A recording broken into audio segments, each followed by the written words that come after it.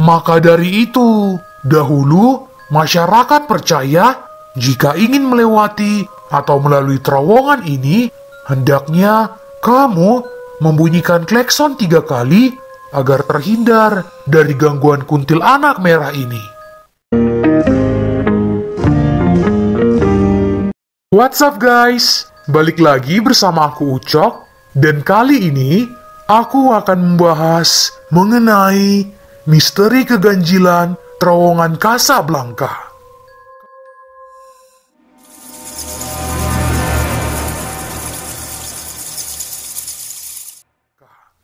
Kamu yang warga Jakarta pasti sudah tidak asing lagi dengan salah satu jalan paling terkenal di ibu kota, yaitu terowongan Casablanca. Merinding rasanya saat kita membayangkan cerita-cerita seram yang beredar seputar terowongan Casablanca, Jakarta. Di tengah hiruk-pikuk kota megapolitan itu, nyatanya ada juga kisah angker yang akrab di telinga-telinga masyarakat.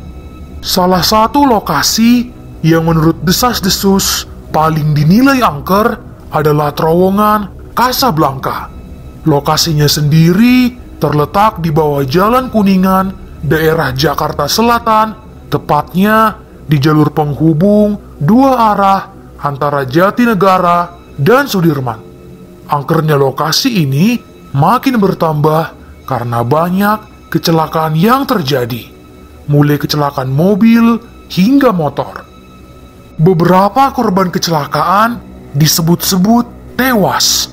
Ada yang bilang mereka para korban kecelakaan itu melihat makhluk-makhluk astral yang berterbangan. Akibatnya mengganggu konsentrasi pengendara motor atau mobil. Berikut ini adalah cerita seram tentang terowongan Casablanca.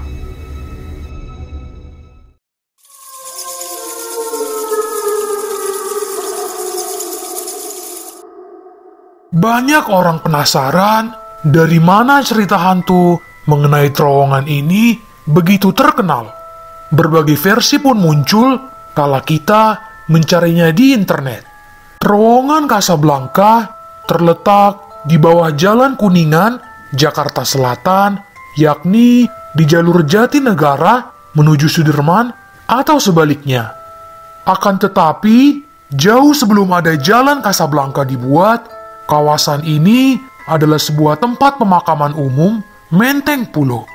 Pada waktu itu, antara Jalan Jenderal Sudirman, Jalan Haji Erasuna Said atau daerah Kuningan, dan Jalan Dr. Satrio atau daerah Tebet hanya terhubung oleh jalan kecil.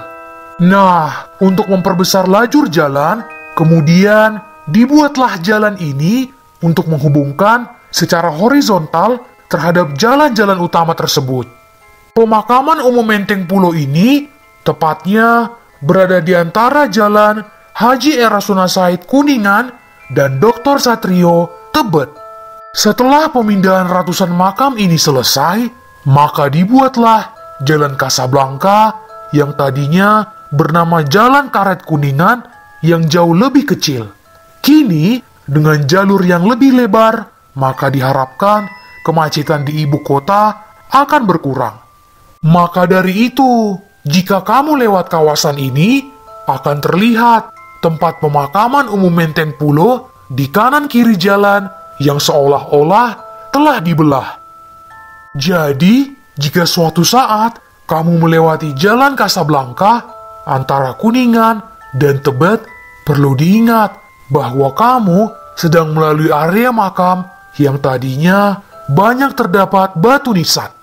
Dulunya, menurut kabar, saat di lokasi itu belum dibangun jalan, tanah tersebut merupakan lahan untuk kuburan massal.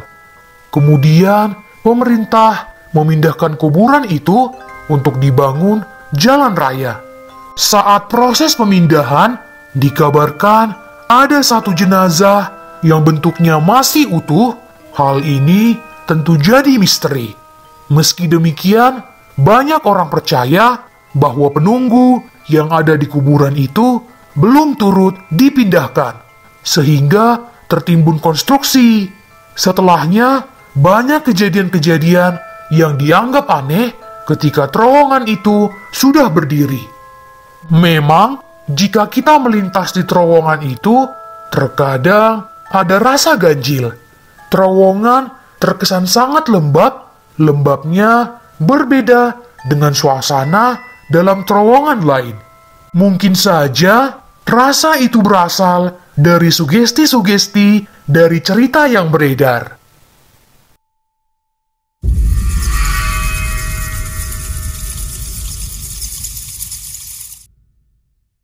Pada zaman dahulu, sebelum adanya terowongan Casablanca, dan bahkan sebelum TPU dibangun, ada kisah mengerikan yang terjadi di lokasi ini.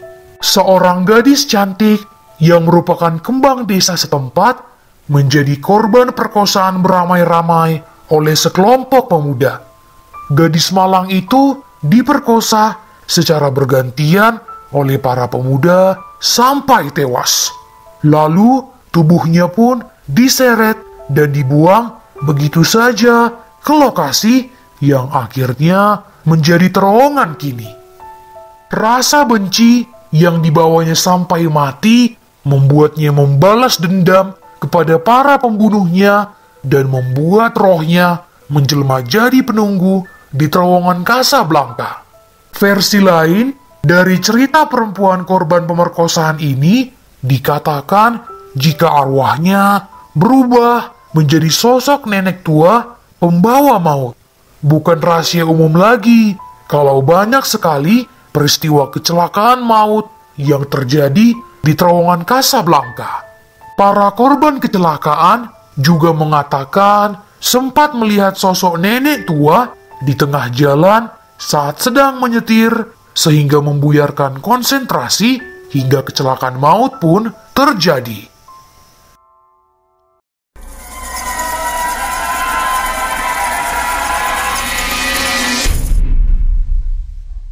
Cerita ketiga semakin melebar dengan desas-desus kemistisan yang muncul akibat adanya pria yang bunuh diri di sekitar terowongan Casablanca. Menurut kabar, beberapa tahun lalu ada seorang pria ditemukan tak bernyawa di lokasi yang kini menjadi terowongan Casablanca itu. Tewasnya pria itu tentu tak biasa. Dia ditemukan meninggal lantaran terbelit tali spanduk pada tahun 1990-an. Ternyata si pria tewas karena gantung diri. Dia mengakhiri nyawanya tepat di depan pintu masuk terowongan Casablanca.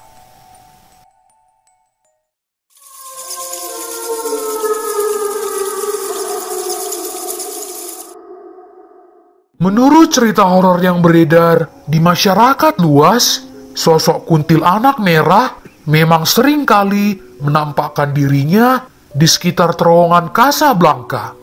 Berdasarkan dari para saksi mata yang pernah bertemu langsung dengan kuntilanak merah ini, mengatakan kalau ia lebih agresif dengan kemampuan terbang yang lebih cepat, kuku panjang, nan tajam, dan wajah super seram. Maka dari itu, dahulu masyarakat percaya jika ingin melewati atau melalui terowongan ini, hendaknya kamu membunyikan klakson 3 kali agar terhindar dari gangguan kuntilanak merah ini. Hal ini juga dilakukan sebagai bentuk untuk meminta izin agar kita dapat melewati terowongan ini.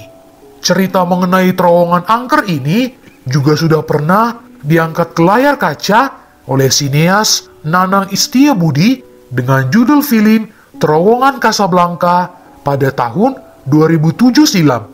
Kisah yang diangkat tentang kuntilanak merah yang merupakan jelmaan perempuan bernama Astari yang dikubur hidup-hidup bersama janinnya oleh sang kekasih yang tidak bertanggung jawab. Oke guys, sekian cerita horor dari aku tentang misteri keganjilan terowongan Casablanca Gimana menurut kamu dengan cerita horor kali ini? Udah pernah lewat terowongan ini belum? Yuk, boleh komen di bawah.